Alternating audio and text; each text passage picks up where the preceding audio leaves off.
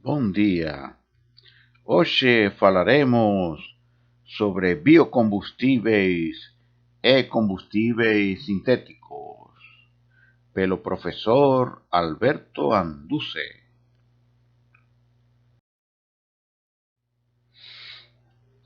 Discussão do problema. A humanidade tem um grande problema: como produzir energia de forma socioambientalmente sustentável.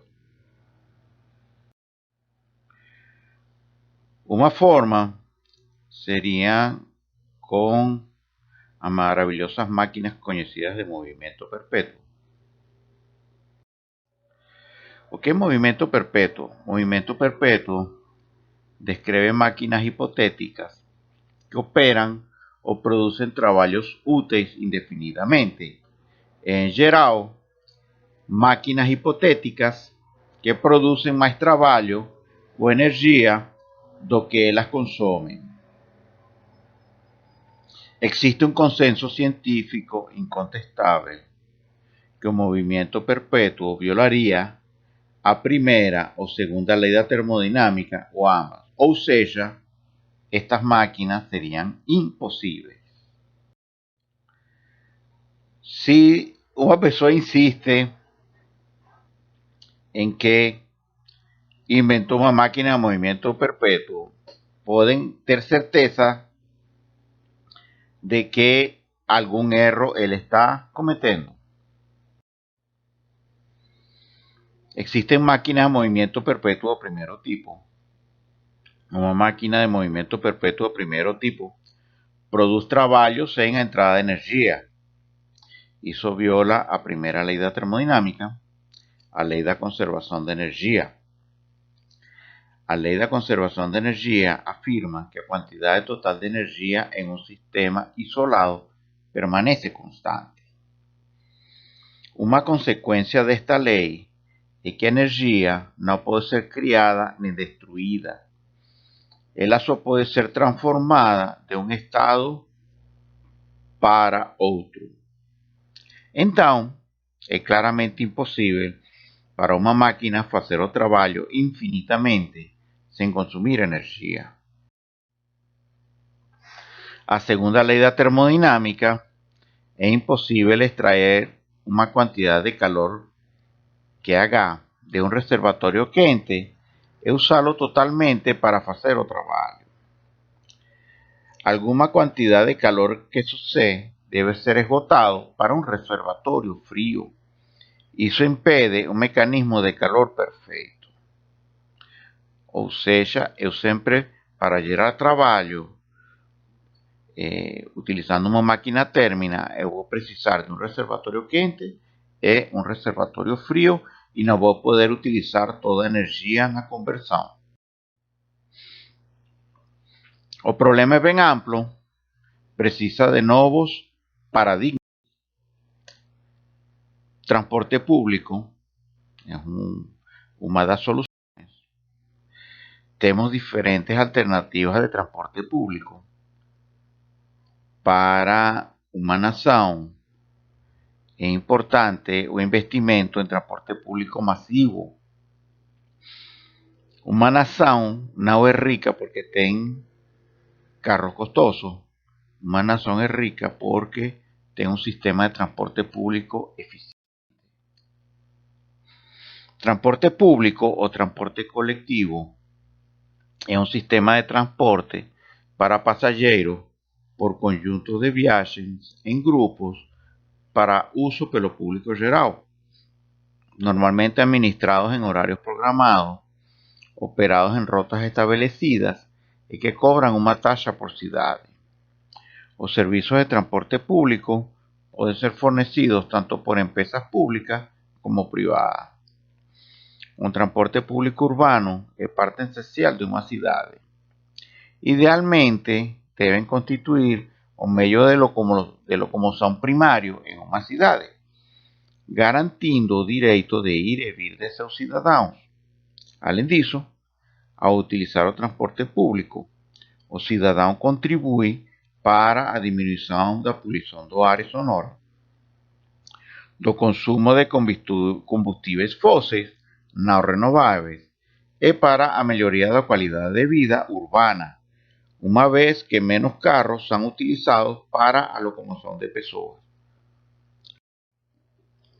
Estudos mostram que o transporte público utiliza o espaço urbano de forma mais eficiente do que o transporte particular e permite uma organização menos esparsa da cidade. O planejamento urbano centrado no transporte público optimiza essa organização. Isso permite a criação de centros comerciais próximos aos intermodais, atendendo às necessidades de consumo e de serviços da população local, o que reduz a dispersão urbana. Precisamos de novos sistemas de transporte mais eficientes e seguros. Um dia, enviaram um alienígena à Terra para estudar os hábitos de transporte dos terrícolas. Analisou os tipos de carros, analisou os carros subindo e descendo ladeiras, analisou os carros acelerando e freando, e quando ele fez o informe do alienígena a seus superiores, ele colocou: os terrícolas são exquisitos, usan 1000 kilos de aço para transportar uma pessoa, consomem energia para subir ladeiras e consomem energia para descer ladeiras, consomem energia para acelerar o carro e consomem energia para frear o carro. Vejam exemplos um pouco mais eficientes, como os veículos individuais. Un exemplo antigo, o microcarro PIL P50. Precisamos de carros mais leves, eficientes e seguros. Aqui temos uma tabela comparativa de eficiência, ok? A eficiência térmica teórica, ou seja, o máximo que você poderia atingir, seria 40%. Esse cálculo de eficiência térmica teórica varía con un modelo de cálculo.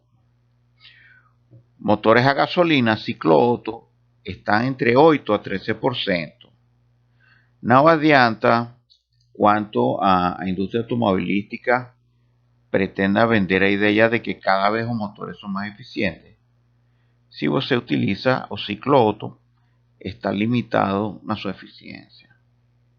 Motores diésel, os campeões de eficiencia, están entre 20 y 40%, siendo que 40% ya son motores de grande porte, motores estacionarios o marítimos, con ciertas características. Tenemos as turbinas a gas, con una eficiencia entre un 10 a un 30%. O ciclo a vapor, entre un 10 y un 25%. Y o ciclo combinado sería a utilización de una turbina a gas más una unidad de a vapor, está na faixa de 20 a 40%. Un motor eléctrico trifásico tiene una eficiencia de 90%. Ao contrário do que as montadoras alegam, em condições normais de operação, um motor 1.0 litros fornecerá 50 HP e não 106 HP. Muitas montadoras colocam umas potências exageradas nos seus motores, que na realidade não são reais. É em umas condições que você nunca levaria seu motor. Lembrem que você não pode criar energia. Se você está consumindo uma quantidade de combustível, você não pode gerar mais potência do que está consumindo. Os carros elétricos também é uma opção interessante. Vamos supor que todos os veículos fossem elétricos. ¿Qué consecuencias teríamos? O ar ficaria mais limpo, Aumentaría el número de atropelamientos, son más silenciosos. Horario de pico de energía eléctrica se modificaría.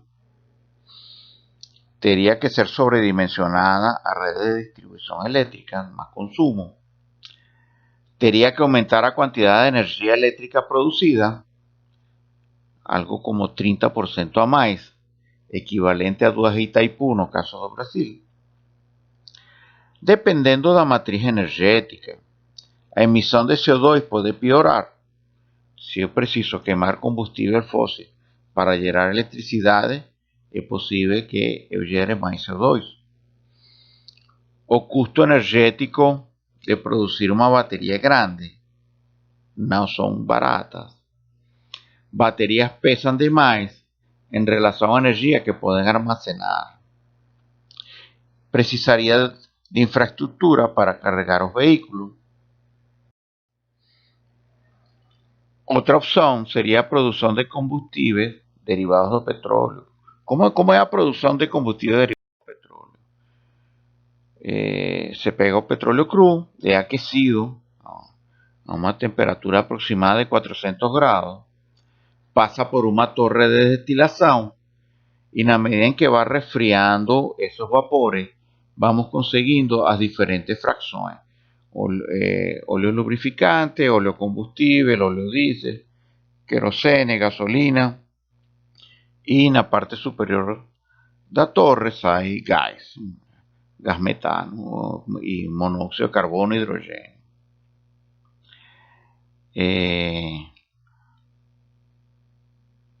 Aumenta o número de carbono, aumenta a temperatura de ebulição, aumenta a viscosidade, aumenta a porcentagem de impurezas, seguindo o sentido da seta, ok? Na medida em que vamos descendo, vai aumentando o número de carbonos, aumenta a temperatura de ebulição, aumenta a viscosidade, aumenta a porcentagem de impureza.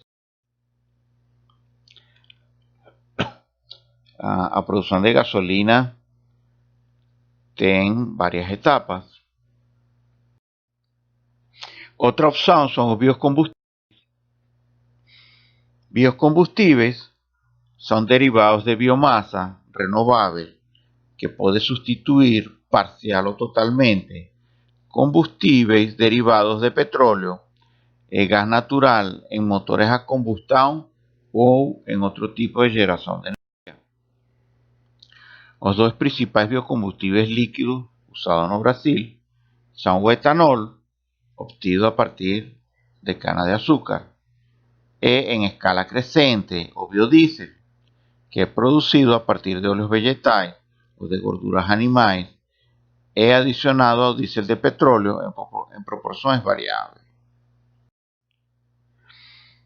Cerca de 45% da energia e de 18% dos combustíveis consumidos no Brasil já são renováveis. No resto do mundo, 86% da energia vem de fontes energéticas não renováveis. Pioneiro mundial no uso de biocombustíveis, o Brasil alcançou uma posição almejada por muitos países que buscan desenvolver fontes renováveis de energia como alternativas estratégicas ao petróleo. A biomassa é tida como qualquer material de constituição orgânica que pode ser empregado para algum tipo de produção de energia. Assim, os biocombustíveis correspondem a uma das formas sob as quais a biomassa pode ser empregada, além de serem tidos como uma alternativa econômica e ambiental para reduzir a queima dos combustíveis fósseis. Na imagem vocês veem o capim-elefante, é a gramínea que mais rápido cresce na natureza. É uma fonte importante de biomassa. As vantagens dos biocombustíveis são várias. Menor índice de poluição com a sua queima e processamento, podem ser cultivados e, portanto, são renováveis, geram empregos em sua cadeia produtiva, disminuyen la dependencia en relación a los combustibles fósiles, além de aumentar los índices de exportación de país, favoreciendo la balanza comercial. Por otro lado, entre las desventajas de los biocombustibles, podemos mencionar a necesidades de amplias áreas agricultáveis, podendo intensificar o desmantelamento pela expansão da fronteira agrícola, pressão sobre o preço dos alimentos, que podem ter sua produção diminuída para dar lugar à produção de biomassa, entre outros fatores. De toda forma, a produção de biocombustíveis se dá de maneira mais favorável em países que possuem uma larga extensão territorial e grandes espaços produtivos, capazes de producir en una grande cantidad de materias primas para serem procesadas y convertidas en óleos y combustibles. Ese escenario favorece especialmente a Brasil y los Estados Unidos, líderes mundiales en la producción y consumo de esa importante fuente de energía. Algas marinas. O uso de algas marinas para a produção de biocombustibles surge como possível solução para estas questões. A produção de biocombustíveis a partir de algas consumiria dejetos orgânicos e água salgada, poupando as terras férteis e as reservas de água doce para serem usadas pela agricultura. Mas uma nova fonte para a produção de biodiesel que vem despontando são as algas. As algas podem ser divididas em macro e microalgas.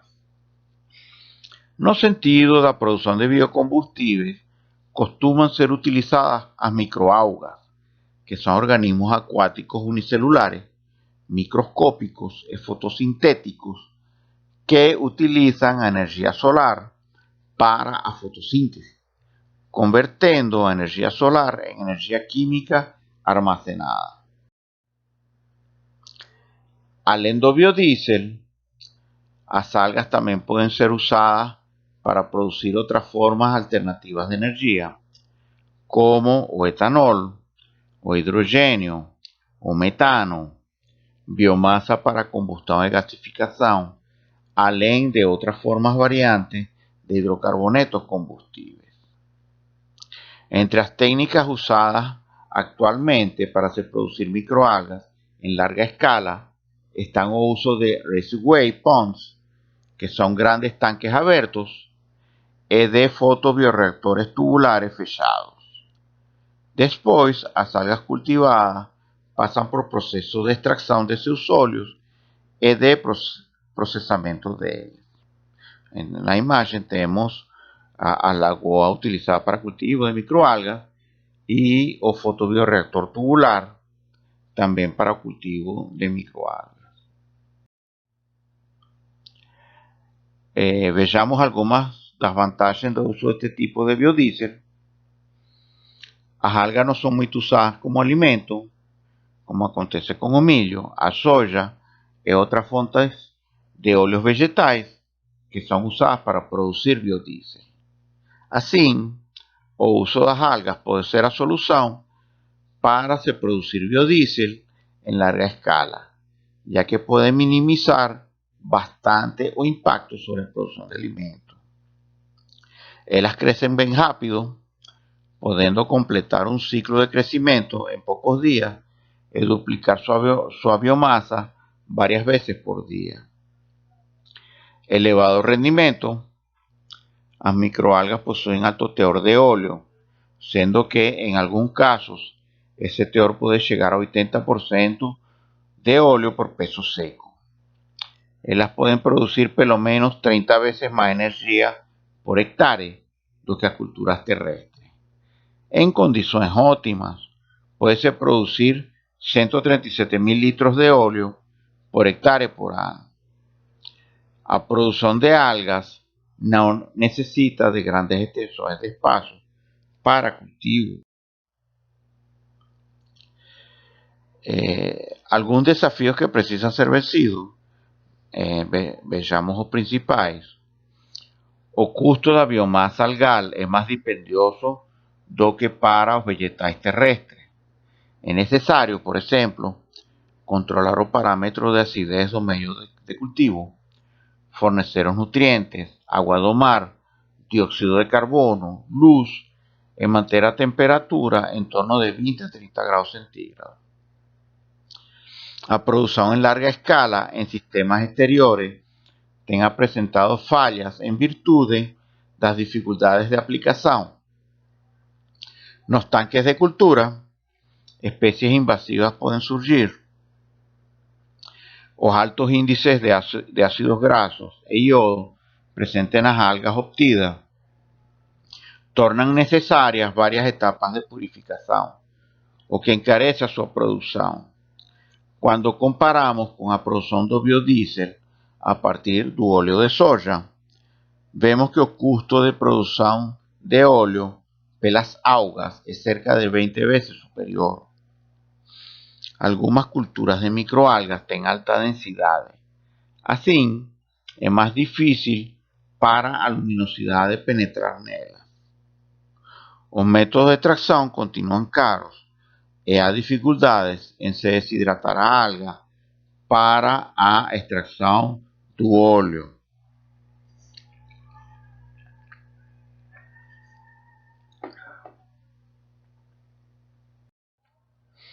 Vejamos o exemplo de produção. Tenho a produção de o cultivo de algas. Seja dito, outra vantagem é que podemos utilizar águas residuais, como esgoto, para que sirva de nutriente para essas algas. Temos um processo de evaporação.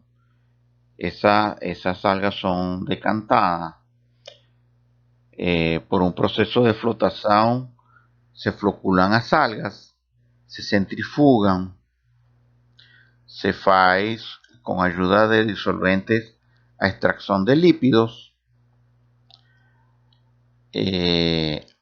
A água e as algas usadas vão para uma digestão anaeróbica, produz biogás. E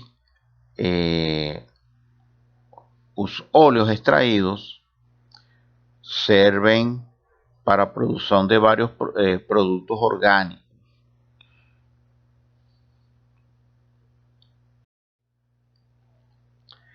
Aqui temos a produção de algas. Pode produzir óleo para biocombustível e pode produzir proteína, pode produzir glicerina. Pode ser utilizado também para a produção de açúcar, para a produção de álcool. Uma parte importante nos biocombustíveis é o sequestro de carbono. O que é sequestro de carbono? Sequestro de carbono, também conhecido como captura de carbono, é o processo de remoção de gás carbônico da atmosfera. Tal processo ocorre principalmente em oceanos, florestas e outros locais onde os organismos, por meio da fotossíntese, capturam o carbono e lançam oxigênio na atmosfera. É a captura e estocagem segura de gás carbônico que evita sua emissão e permanência na atmosfera terrestre. O desmatamento é um forte contraventor do sequestro, pois diminui o efeito deste quando elimina o número de seres fotossintetizantes. As atividades humanas, como a queima de combustíveis fósseis e a utilização de calcário para a produção de cimento, bem como os diferentes usos da terra, associados ao desmatamento e queimada, são as principais causas do rápido aumento dos níveis de dióxido de carbono na atmosfera, contribuindo para o aquecimento global. No entanto, os maiores estoques de carbono não são encontrados na atmosfera, mas sim no ecossistema marinho ou no ecossistema terrestre, océanos e solo. Vemos o ciclo do CO2, os volcanes liberan CO2. A fotosíntesis, tanto de especies terrestres como submarinas absorben CO2. Agua también absorbe CO2, así como libera CO2. A respiración dos seres vivos libera CO2. A descomposición de materia orgánica, existe formación de carbonato, de carbonato de calcio, carbonato de magnesio, etcétera, que captura CO2. Ese CO2 va sedimentando en los fondos de mares, lagos y ríos. Existen varias formas de capturar CO2. La naturaleza, la fotosíntesis captura. Utilizando minas de carbón también puede ser capturado. Campos de petróleo, se puede pegar CO2 e inyectar dentro de pozos de petróleo. Utilizar acuíferos salinos, agua salgada absorbe mucho CO2. Como todos sabemos, a fotosíntesis utiliza energía do sol, absorbe CO2, absorbe agua, produce glicosis, celulosa, etc. y libera oxígeno. Agora imaginen poder hacer este proceso de forma artificial, o sea, pegar luz del sol, pegar agua y CO2 entrando en un reactor y este reactor liberando oxígeno y generando productos orgánicos, entre ellos biocombustible. Otra opción que tenemos es biogás o biometano, es un biocombustible gasoso obtido a partir del procesamiento do biogás. Por sua vez, o biogás é originário da digestão anaeróbica de material orgânico, descomposição por ação das bactérias. Composto principalmente de metano e dióxido de carbono, é produzido a partir de produtos e residuos orgânicos, residuos agrícolas, estercos animais, esgoto doméstico e residuos sólidos urbanos, aterros sanitários. Tenemos a materia orgánica, esta entra en un biodigestor, se produce gas natural, biogás que puede ser utilizado para procesos de aquecimiento como gas de cocina, puede ser utilizado como combustible vehicular, puede generar electricidad y como subproducto genera fertilizantes. Aquí tenemos un corte de un biodigestor. Es relativamente simple. Existen varios modelos. Gas de síntesis. Gas de síntesis es una mixtura combustible de gases producida a partir de procesos de gasificación, o sea, de combustión incompleta de combustibles sólidos. Utilízase, por ejemplo, madeira, lixo, carbón u otros combustibles, generalmente ricos en carbono, usando oxígeno insuficiente para a queima completa. En algunos casos, vapor de agua. Então, tenho combustíveis orgánicos, eu gasifico y esa gasificación me va a generar un gas de síntesis que me va a permitir producir hidrógeno, bens de consumo, sustituto para el gas natural, productos de industria química, fertilizantes, me va a servir para transporte de combustibles, energía para generación de vapor. Tengo diferentes modelos de reactores de gas de síntesis. Dependiendo la fuente de carbono, es más conveniente un tipo u otro tipo de reactor. Durante la Segunda Guerra Mundial, utilizóse o gasogênio, se gerava gas de síntesis a partir de leña y los carros funcionaban. Obviamente que ese gas de síntesis no tenga a mesma produção de kilojoules que a gasolina, então tinha uma perda de potência no veículo. Inclusive se utilizaba en competencia. Aquí tenemos o famoso Fusquinha con un gasogênio. También fueron alimentados con ese sistema. É possível a produção de combustível sintético. Combustível sintético pode produzir gasolina sem origem de petróleo. Existen tres procesos básicos: proceso Carrick, proceso Verjus, proceso Fischer-Tropsch. No proceso Carrick, temos a conversão do carvão a baixa temperatura, Low Temperature Conversion, LTC.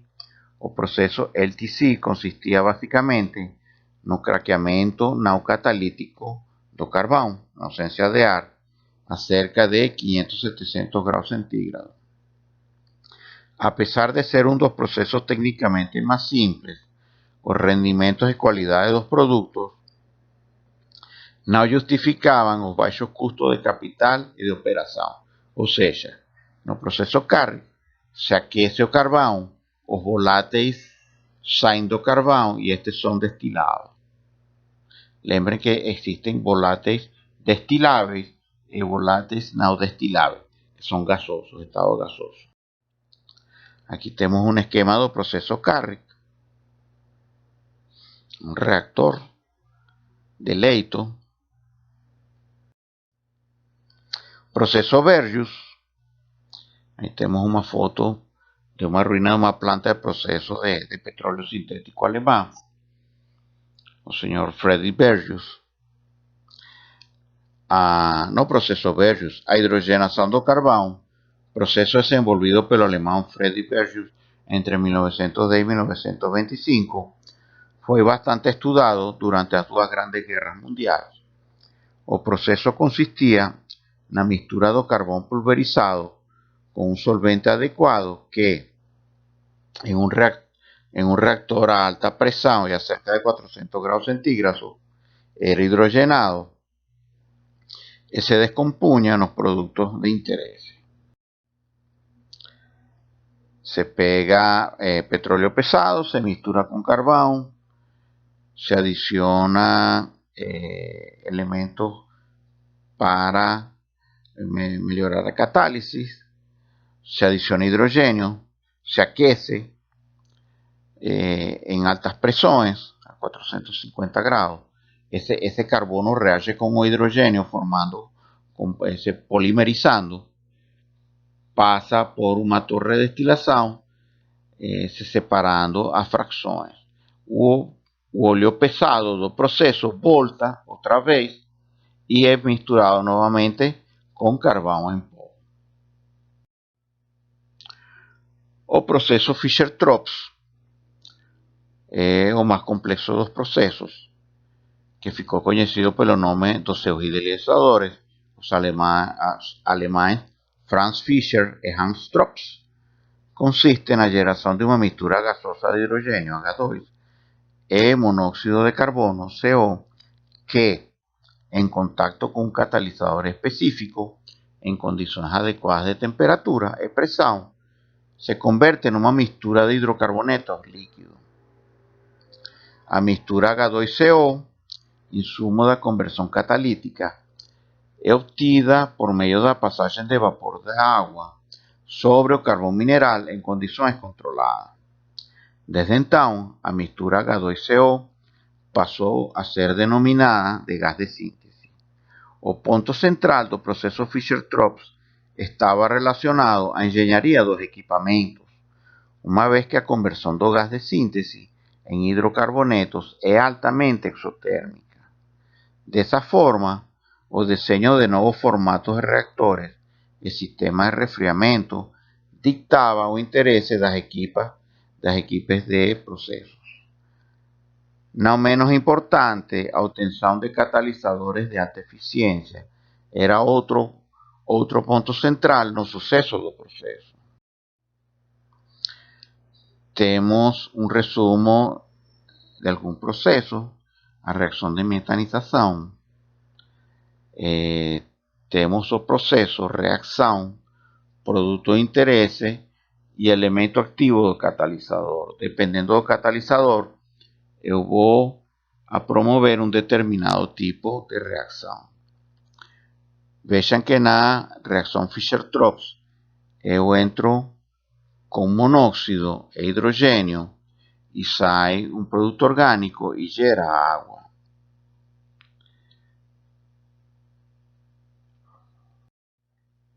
Aqui temos um esquema do processo Fischer-Tropsch. As maiores dificuldades são as pressões nas quais se trabalha e os catalisadores. O catalisador é uma parte importante do processo. Em geral, para preços de petróleo superior a $50 por barril, este processo pode ser interessante.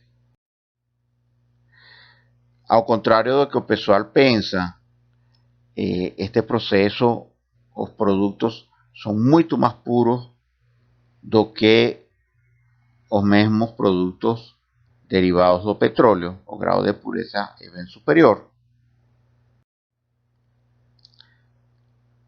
Temos parte das reações que podem acontecer no processo.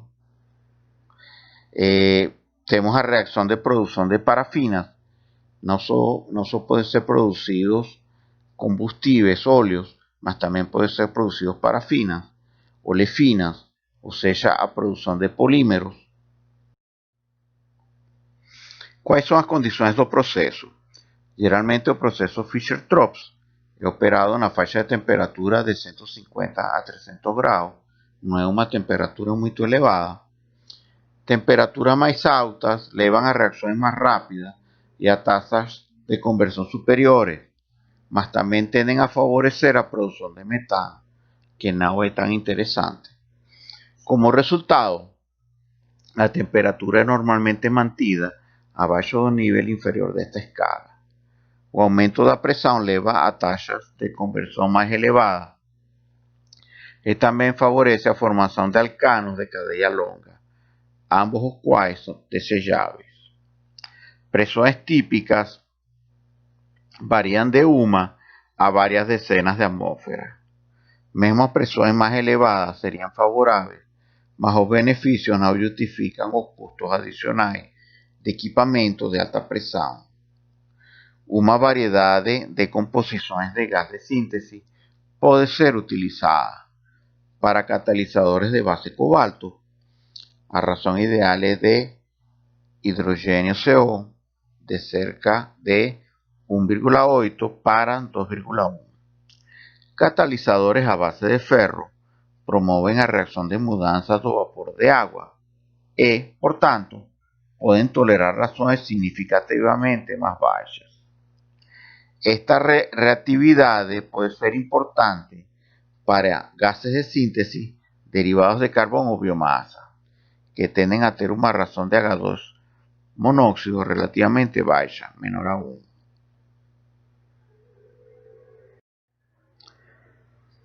Temos a produção de metano. Também pode ser produzido álcool a partir de monóxido e hidrogênio. E temos a reação de Boudoir.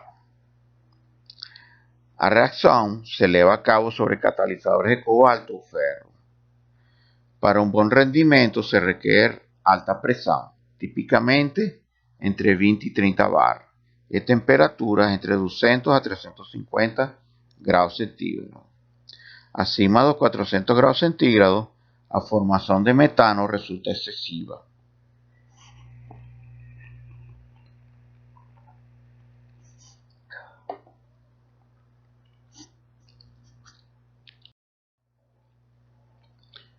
Si podemos producir electricidade por métodos ambientalmente seguros. ¿Será que es posible convertir electricidad en combustible líquido? En principio sí. Usted precisaría de una fuente de carbono, por ejemplo, biomasa, liso orgánico, metano, CO2, carbono, etc. Agua y energía. Combustível a partir do ar. Se, como eu tenho dióxido de carbono no ar, se eu capturo esse dióxido de carbono, coloco dentro do reactor adequado, com os catalisadores adequados, utilizo hidrogênio de electrólise. Todo esto producido por fontes renováveis. Eu consigo producir combustíveis sintéticos que pueden ser utilizados en aviación, en transporte terrestre, transporte marítimo. Este es el proceso propuesto pela Audi, utilizar métodos de ambientalmente eficientes, gerar electrólisis. En el proceso de electrólisis eu vou liberar oxigênio, vou produzir hidrogênio, eu vou capturar CO2 da atmosfera, eu vou misturar esse CO2 e esse H2 em um reactor, na presença de um catalisador com pressão e temperatura adequada, e vou produzir combustíveis sintéticos a partir de elementos da natureza. Muito obrigado por sua atenção.